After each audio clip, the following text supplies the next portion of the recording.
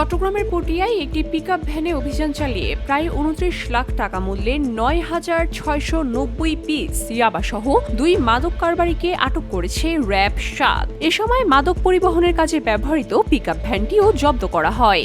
RAB সূত্র থেকে জানা যায়, গত ৯ জুন দুপুরে পটিয়া থানার শান্তিরহাট এলাকায় অস্থায়ী চেকপোস্ট স্থাপন করে অভিযান পরিচালনা করা হয়। গোপন সংবাদের ভিত্তিতে জানা যায়, কক্সবাজার থেকে ইয়াবার একটি বড় চালান নিয়ে একটি পিকআপ ভ্যান চট্টগ্রাম শহরে আসছে।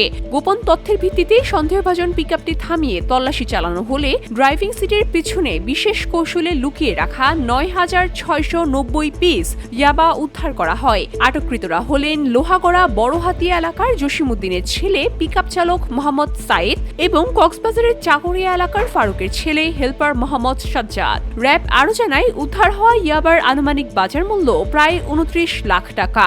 অভিযান শেষে আটক ২ জন উদ্ধারকৃত ইয়াবা এবং জব্দকৃত পিকআপ ভ্যানটি পরবর্তী আইনানুগ ব্যবস্থা গ্রহণের জন্য পটিয়া থানা পুলিশের কাছে হস্তান্তর করা হয়েছে।